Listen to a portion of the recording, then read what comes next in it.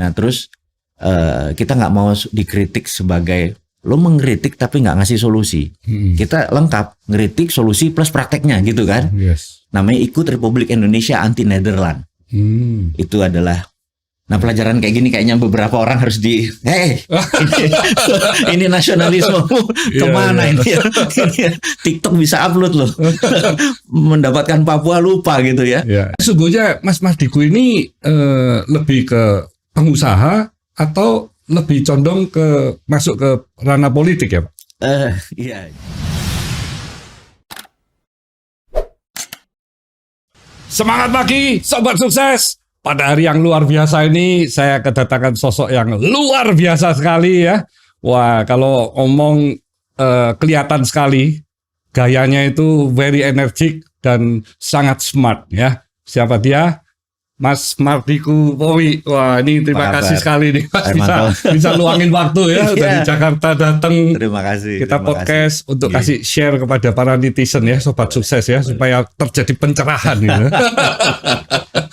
Nah, ini kalau ngomong-ngomong mungkin bisa diceritakan sekilas saja. Mas Mardigu ini awal waktu masih kecil, keluarga, apa dari background apa, mungkin sekilas saja. Saya rasa netizen sudah banyak yang tahu juga. Iya. Jadi perjalanan panjang. Kedua orang tua saya sih asli Malang gitu. Sama. Jadi, terus ya merantau karena beliau hanya seorang pensiunan angkatan udara, pangkat terakhir pun kapten gitu ya. Jadi sering pindah-pindah. Jadi 7 tahun di Palembang, 7 tahun di Balikpapan, sisanya ke Bali, ke ini segala macam. Jadi alhamdulillah lah udah tahu Indonesia dari banyak sisi gitu ya. Dan baru masuk di Jakarta tuh ya SMP, kemudian sebentar di Jakarta ya ada rezeki lah dari Gusti Allah, tahu-tahu harus merantau ke negeri seberang ke Amerika selama 6 tahun gitu. Terus untuk memilih nggak bisa milih bidangnya, nama juga dibayari gitu ya. Jadi beasiswa ya? Beasiswa, kemudian selama bachelornya itu ada bidangnya namanya Applied Psychology in Business. Jadi aplikasi psikologi untuk bisnis. Jadi bukan psikologi terapeutik untuk nyembuhin orang yang ada masalah kejiwaan, enggak. Kita hanya memperlihatkan peluang-peluang kenapa bisnis A berhasil. Misalnya kayak kita ambil contoh Starbucks gitu ya. Ada jutaan orang bisa buat kopi lebih murah dari Starbucks, lebih enak dari Starbucks. Tapi kenapa datang ke Starbucks gitu? Ada yang bilang itu karena ambience-nya gitu. Nah, ambience itu adalah psychological factor gitu. Terus ada kursi yang nyaman di mana dia sudah mengukur bahwa secara ergonomik cewek kalau duduk di meja, di bawah, di bangku, kalau biasanya normal kan ini meja ini 70, tapi Starbucks agak rendah lebih dikit gitu ya. Yang hal-hal seperti itu psychological factor. Nah, disinilah banyak kegagalan dari teman-teman yang merasa kopinya lebih enak dari Starbucks, kemudian lebih murah, kok nggak laku gitu ya. Karena tidak melihat psychological faktornya. Kemudian misalnya kita berbisnis di daerah pecinan, ngapunten kita menggunakan istilah yang umum, warna merah bagi teman-teman Chinese itu ngerjekeni. Warna hijau itu threat. Jadi Starbucks aja di daerah pecinan dikecilin warna hijaunya. Hal-hal seperti itu banyak yang lupa gitu. Nah, itu di applied psychology in business. Kemudian melanjut juga tidak bisa memilih lagi, mengambil criminal mind and forensic investigators gitu ya. Disitulah akhirnya saya kenal dengan sebuah keilmuan yang namanya micro expression gitu ya. Bahwa tubuh manusia itu ada major muscle seperti bicep, tricep gitu, abdominal dan sebagainya. Ada yang namanya minor muscle. Nah, wajah manusia itu ada lebih dari 400 minor muscle dengan 7 major pergerakan. Ini dia kecewa, ini dia sedih, ini dia bahagia, ini dia tell the truth. Ada eye movement, ada ekspresi wajahnya dan lain sebagainya. Sehingga kita bisa tahu pada saat ini dia berbohong atau dia punya pengalaman traumatik gitu. Dan microexpression ini menarik karena ada dalam sebuah periode begitu negara meminta kontribusi kita untuk negara, ya kita menginterview lebih dari 400 teroris untuk membaca polanya. Jadi kalau dulu di awal 2009, 2011 kalau ngetik Mardigu teroris ya karena memang kita menginterview banyak dan kita terus mengejar beberapa suspek dan ya intinya sekarang sudah selesai lah periode 5 tahun berkontribusi.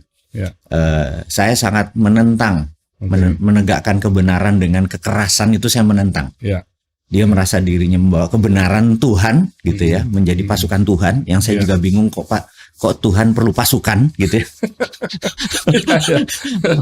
Harusnya kan Almighty gitu ya, nggak perlu pasukan. Dia mau jadi pasukan Tuhan, terus dia bisa membunuh sesama manusia dengan untuk menegakkan kebenaran, dan saya anti seperti itu. Kan? Jadi saya pikir dia tidak menegakkan agama, dia menegakkan egonya dia gitu ya. Ajarannya sudah melenceng. Gitu sudah melenceng. Nah, saya fight untuk hal itu. Kita kalau mencintai tanah air itu harus membuktikan gitu. Jadi pencet di Google gitu, teroris Mardigu pasti keluar karena hampir berapa tahun ya kita kalau di media-media untuk menganalisa segala macam kita ini. Dan alhamdulillah sekarang sudah hampir tidak ada.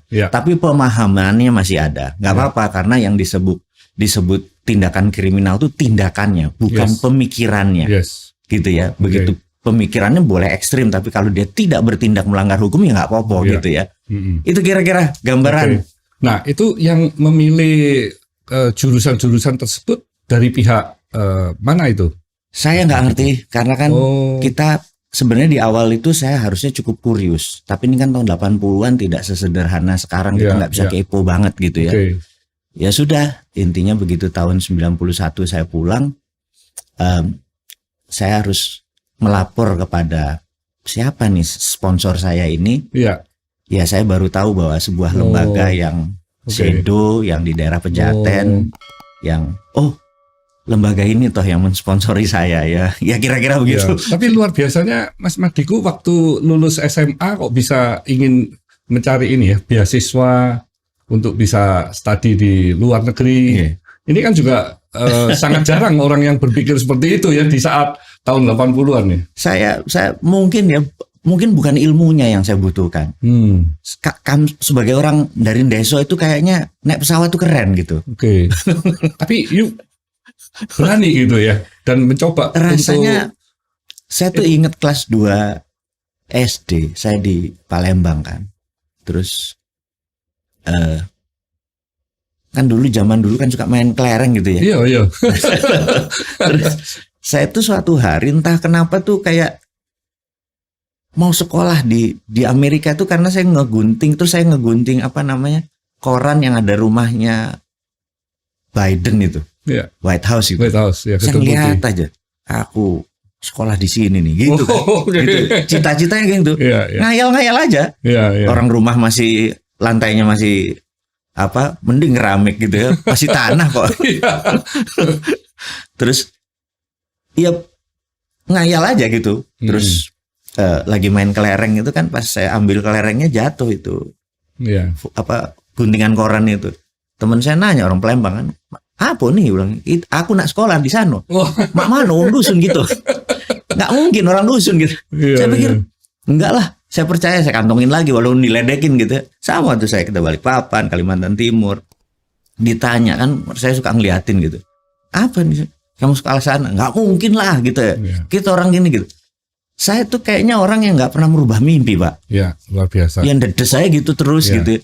Ya kayaknya Tuhan tuh baik, denger juga. Hebat ya, jadi sudah punya impian mau sekolah ke sana. Tapi akhirnya apa yang lakukan kan menjurus ke arah sana kan. Akhirnya. Itu yang saya pikir, jangan-jangan itu mungkin ya doa ya, atau psikologinya bilang projected imaginary, saya berimaginary, saya project terus ya jalan sendiri ke arah sana gitu. Ada peluang langsung masuk. Gitu.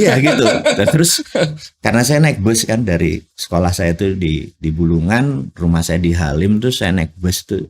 Jadi setiap hari tuh ngelihat di kantornya Pak Nadiem itu, Dekdikbud dulu namanya, terus sekolah luar negeri gitu kan. Boleh juga nih gitu. Ya itu daftar aja gitu ya.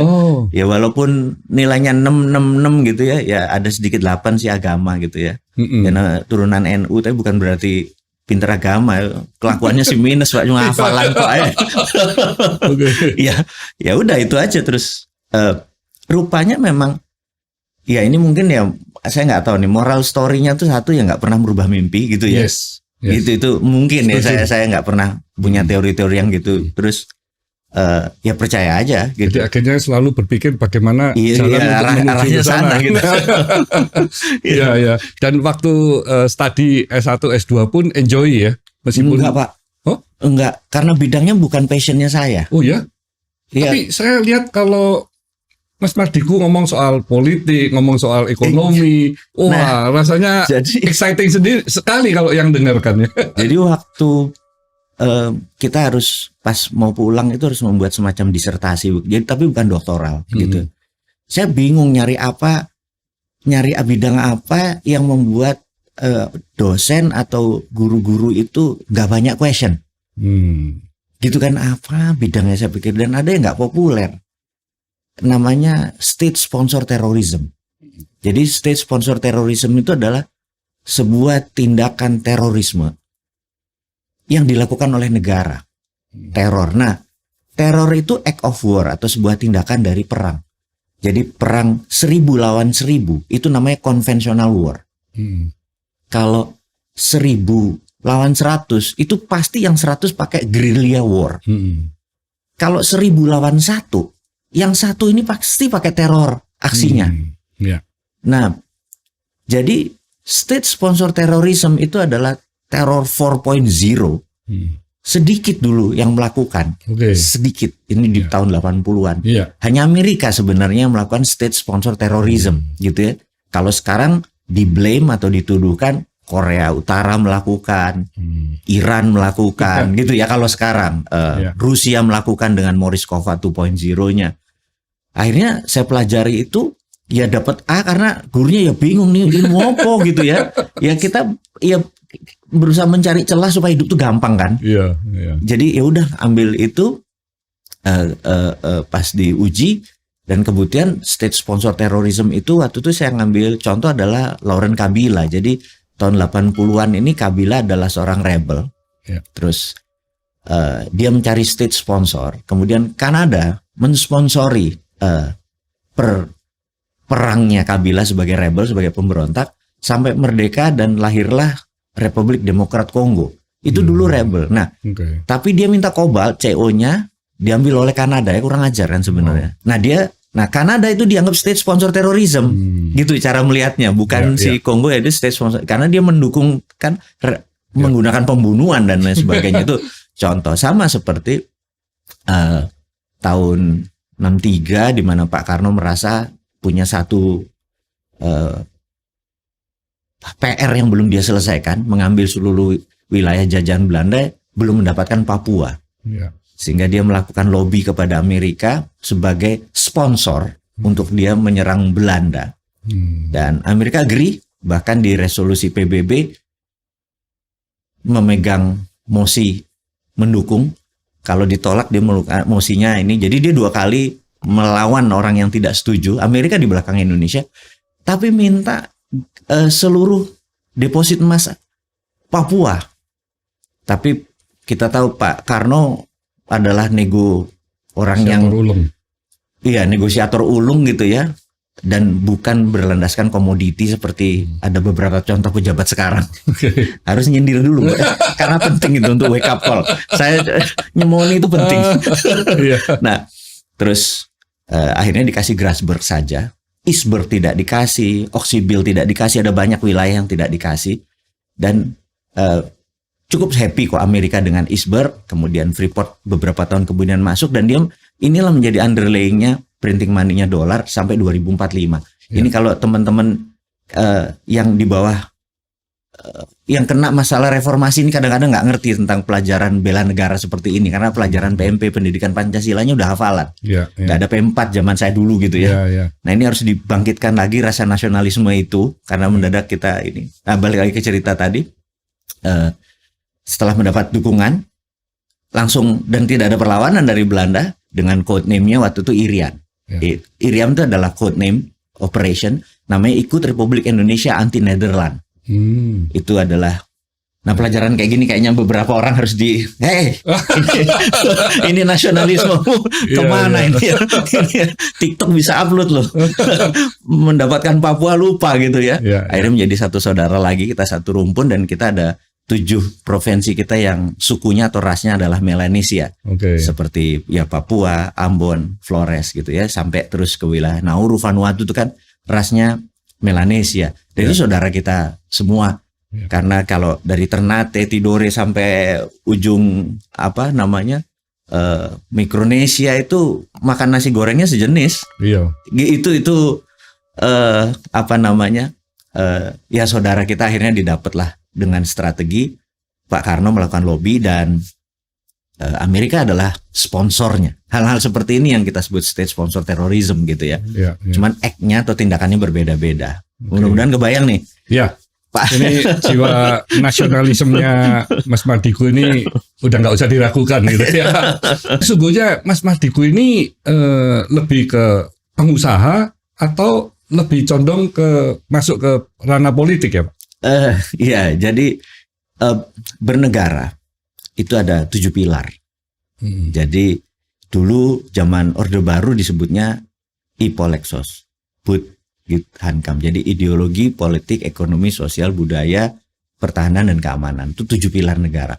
Politik itu salah satu pilar di antara 7. Ekonomi salah satu pilar di antara 7. Tapi sejak 2002, sejak berubah Undang-Undang 45 menjadi Undang-Undang 2002 yang saya sangat tidak setuju gitu. Karena salah satunya adalah TNI Polri keluar dari parlemen. Bisa dibayangkan ada 1 juta saudara kita polisi, ada 1 juta saudara kita tentara tidak punya voting right, tapi tidak ada wakilnya di parlemen. Gara-gara dicopot ini, itu saya kalau itu cerita itu ngurut dodo gitu. Karena kita nggak sadar bahwa Undang-Undang 45 kita diubah oleh sekelompok manusia dengan code name reformasi. Dan ini membuat ambiar negara kita. Ini saya ingatkan karena banyak orang yang lupa bahwa kita udah bukan Undang-Undang 45, kita udah Undang-Undang 2002 gitu. Terus nggak ada GBHN, garis besar haluan negara. Jadi sekarang 5 tahun itu ya cuma ngabisin anggaran. Nggak kayak dulu selama sekian tahun targetnya adalah industri, kemudian lepas landas kemudian jadi itu nggak ada. Jadi ganti rezim, ganti kebijakan, yang ngabisin anggaran. Dan itu sebuah realita. Jadi mau itu diganti nanti sopo aja, selama ininya dasarnya ya persis kayak gini lagi. Jadi gimana Indonesia bisa jadi superpower kalau nggak punya tujuan? Jadi misalnya Saudi 2030, China 2049, clear, Afrika 2070 itu punya grand plan. Kita mau nanya grand plan tuh gampang, duduk di taksi tanya, Pak supir taksi, Indonesia mau kemana Pak? Gak ngerti bos, bener gak? Itu kalau sampai level bawah gak ngerti, ke atasnya pasti ya sama, gak pernah ngasih arahan. Jadi ini yang saya merasa, gak gini cara bernegara. Nah ada 7 pilar tadi, tentunya saya makhluk ekonomi, kemudian sebuah periode hidup saya, teman-teman sudah tahu bahwa hari Rabu saya adalah pegawai negeri, saya staf khusus Menteri Pertahanan dulu di bidang intelijen ekonomi, terus sekarang sudah tidak lagi, periode panjang saya melayani itu. Jadi kalau hari Senin sampai ya di luar hari biasa saya adalah Peter Parker, di hari Rebu saya Spider-Man Pak. Jadi di hari biasa kita Tony Stark, di hari Rebu saya Iron Man Pak. Iron Man. Lebih banyak pengusahanya dong Pak. Karena memang lebih passion ya saya di bidang itu passion. Kenikmatannya itu memang berbeda karena saya merasa kayak kenikmatan saya itu mencipta Pak. Kalau mencipta sesuatu menjadi jalan, ya aku belajar jenengan lah. Begitu mencipta itu jalan tuh nikmat gitu ya. Itu terus ada orang banyak bekerja, ada orang benefit, ya itu aja gitu. Nah, udah berapa? Hampir 32 ya saat ini ya perusahaannya ya. Kecil-kecil Pak, kecil-kecil. Beda luar biasa loh. Itu yang dan masih terus bertambah kan? Ada. Saya pikir selama anak-anak muda ini, ya, kita ya coba masuk kecil-kecil untuk bantu mereka 10-20%, 10-20%. Terus karena generasinya sekarang ini memang anak-anak ini powerful sekali, ya, dan ide-idenya luar biasa. Jadi ya nitip aja, nitip ilmunya mereka, nitip caranya mereka. Dan saya saat ini jujur lebih banyak belajar dari mereka daripada saya ngajarin mereka.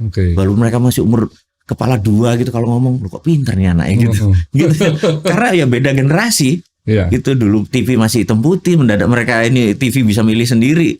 Itu lompatan informasi di kepala mereka jauh lebih cepat menurut saya dari saya. Saya pikir kalau ketemu mereka, kalau bilang, Pak ajarin saya gini, nggak bisa. Saya bilang, lu yang ajarin gue, bener.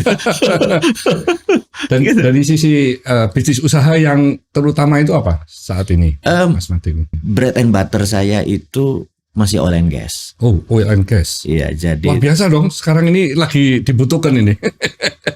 Energi kita lebih gas ini selalu kosong nih Jawa Timur ya. Kita lebih ke midstream. Midstream itu artinya hulunya bisa Pertamina yang punya, hilirnya bisa PLN yang punya. Kita midstream, kita yang di tengah aja. Kita nggak berani ngambil resiko untuk hulu karena ya risikonya besar sekali. Terus kita juga tidak dihilir, kita cuma pendistribusian aja gitu ya. Nah, tapi mungkin saya kepikir untuk check out. Jadi mungkin ada beberapa yang menawari saya untuk check out keluar karena mereka minat dan mereka lebih passion. Ya suatu hari memang ada ujungnya. Jadi mungkin saya lagi kepikiran untuk ya di buyout terus shifting. Nah, salah satu sekarang yang saya lagi garap tuh ada 2. Yang satu adalah Santara, perusahaan urun dana. Jadi saya merasa teman-teman UKM ini perlu solusi lain di dalam pembiayaan, di dalam funding. Jadi kalau pinjam ke bank kan lending, lending kan pakai bunga. Kalau funding kan lebih ke bagi hasil, gitu ya. Nah, kita mengajukan Santara, kita buat Santara. Ini multi finance? Enggak, hanya crowdfunding, undang dana. Dan syariah berarti? Enggak juga. Saya pikir semua kalau kita melabel syariah, kayaknya semua ini syariah Pak. Iya kan? Karena di agama ya agama Bapak semua sama, semua hal di alam semesta ini halal kecuali yang Tuhan haramkan. Ini cuman itu toh kan. Jadi semuanya syariah sebenarnya. Jadi labelnya bukan label halal, labelnya label haram. Nah, jadi di Santara itu saat ini kita ada 300.000 investor kecil yang naruh duit antara 5 juta, 1 juta. Jadi kira-kira ada 1,5 triliun funding yang siap. Nah, kita mencari UKM yang mau bagi hasil. Jadi kayak IPO lah. IPO tapi untuk UKM. Jadi saya terinspirasi suatu hari saya jalan ke Shenzhen gitu ya. Saya ngelihat, ternyata ada Shenzhen Stock Exchange. Kalau Shanghai Stock Exchange itu kayak Bursa Efek Indonesia, IDX. Wah, Shenzhen Stock Exchange ini begini nih, menarik nih. Saya pulang, saya bikin 2018, bikin 9 bulan jalan lancar, kuancang pol gitu. Tahu-tahu disemprit sama OJK, jebret gitu. Anda melanggar undang-undang bursa, ngene. Saya bilang, Pak, udah 6 presiden ganti, Pak. Itu tahun 95, kok masih kita ikuti? Ya udah.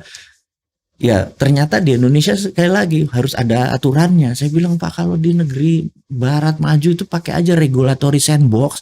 Selama nggak bunuh orang segalanya ikuti aja nanti supaya jalan dulu. Kalau nggak kita opportunity loss. Nggak bisa. Di Indonesia tuh harus ada aturannya. Ya itu saya bilang, Pak, di agama saya itu semuanya halal kecuali yang Allah haramkan. Ini OJK semuanya haram kecuali yang OJK halalkan. Lu lebih sakti dari agama gue lu. Orang jangan gitu dong Pak gitu. Akhirnya kita melakukan pendekatan, ya alhamdulillah diizinkan kita menjadi perusahaan pertama urun dana resmi, diizinkan perdana, dan sekarang yang terbesar dengan sekian ratus perusahaan sudah listing di tempat kita. Dan besok bulan November kita akan melaunching yang namanya secondary market, bursanya. Jadi orang-orang bisa main, daripada main kripto underlay-nya angin, bener nggak? Yeah. Mendingan main saham atau saham UKM.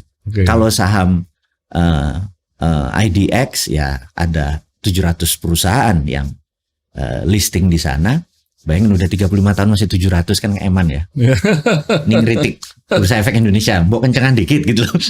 Udah 800 lebih loh. Lah makanya, tapi kan udah sekian tahun Pak. Negara lain loh. Akhir-akhir ini memang lebih kenceng sekali nambahnya ya. Kita sekarang bermitra dengan IDX, di mana mereka yang listing di kita bisa masuk papan akselerasi, jadi bisa lebih cepat lagi.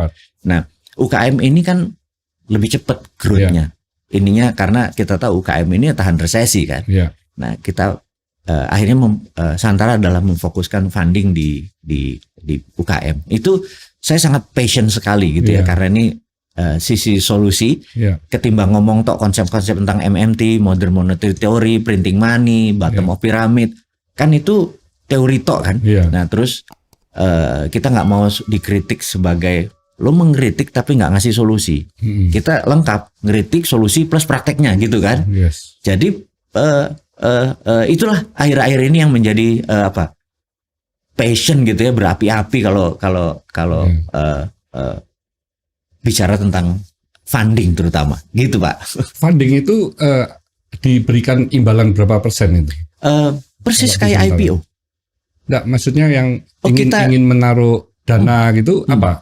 Imbal baliknya dapatnya apa nanti? Jadi persis kayak IPO. Investor lah yang melakukan melakukan litigasi. Jadi setelah mereka mengajukan, jadi kalau di Santara kita berbeda dengan IDX, di mana IDX atau bursa di seluruh dunia ada perusahaan underwriter-nya, ada security-nya, ada penjamin emisi, ada kustodian gitu ya. Terus ini harus di review dulu di PricewaterhouseCoopers, Arthur Andersen. Ya menurut saya UKM kalau gitu nih keburu miskin duluan Pak. Bener gak? Nah kita misalnya Gudeg Yujum punya cabang 9, udah 36 tahun membuka cabang ke-10. Ya Arthur Andersen gak ngerti ya, gudeg iki gimana. Tapi pelanggannya kan ngerti. Jadi begitu dia listing di tempat kita, saya pakai platform model Netflix gitu, saya pikir kayaknya kayak model Netflix lucu nih.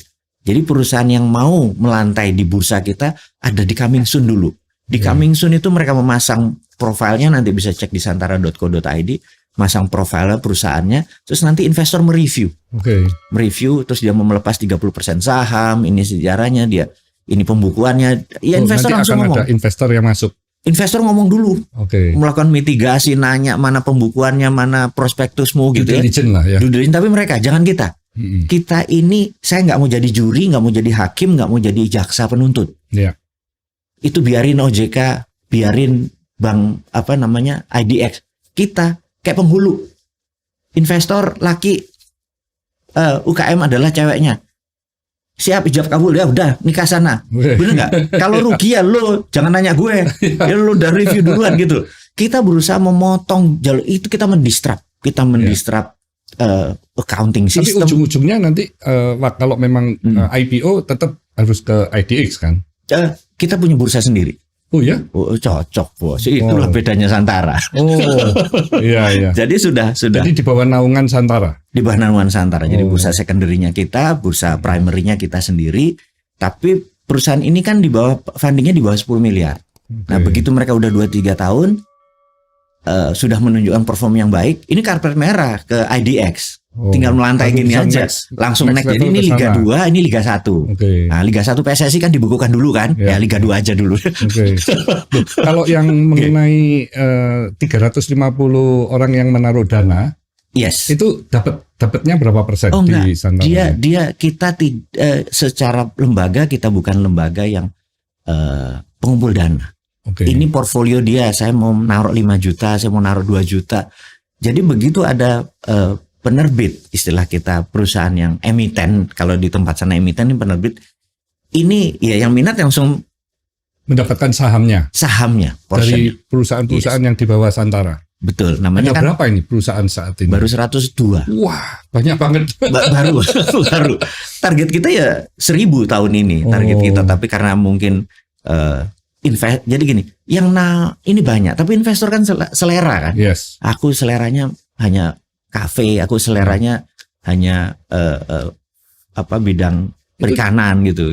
Itu di antara 120 itu nggak ada yang Mas Madiku kolaborasikan atau disinergikan supaya jumlahnya itu lebih tidak terlalu banyak tapi lebih kuat gitu mereka. Bisa merger seperti itu bisa dilakukan di antara mereka pada saat nanti kita IPO kan di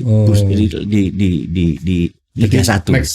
Next levelnya. Nextnya. Jadi dia ada dana lagi. Jadi mungkin perusahaan-perusahaan yang mau gabung jadi di merge gitu ya.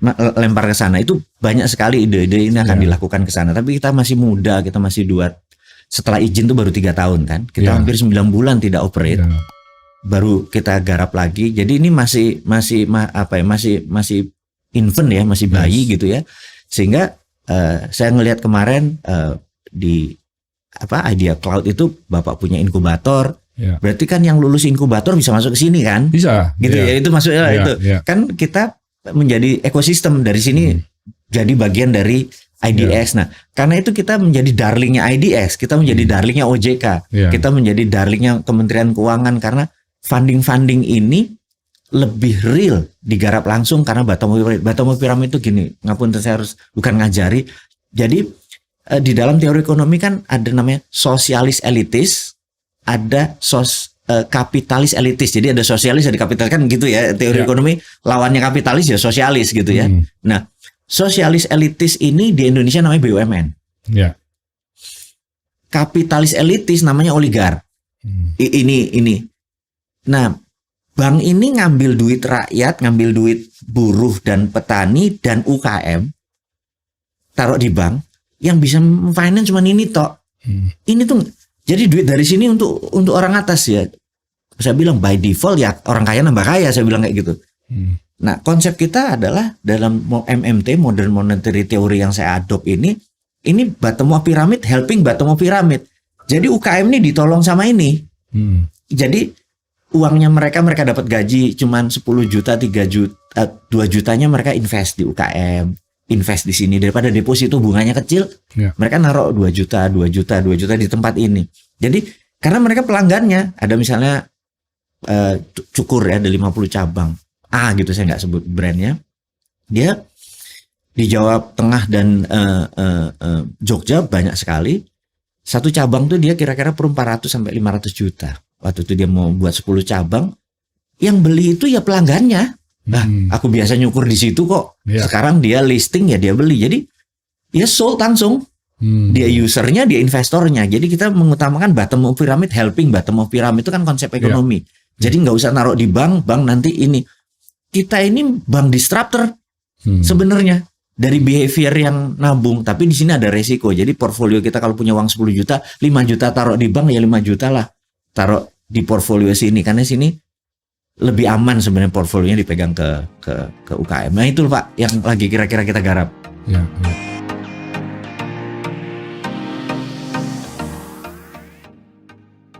Besar sekali ya di Indonesia ini. Karena mindset kita berpolitik, itu yang berpolitik, semua unsurnya politik. Nah, sementara negara itu disebut dewasa, ketika semua masuk dalam porsinya. Jadi mau menterinya ganti setahun 3 kali nggak peduli kita, gitu. Kalau sini sangat gantinya ini. Emang kalau diganti lo lebih kaya apa lebih miskin? Semua dipolitisasi. Nah itu saya merasa kayak ini harus dikasih pelajaran gitu ya. Pelajarannya banyak saya kritiknya.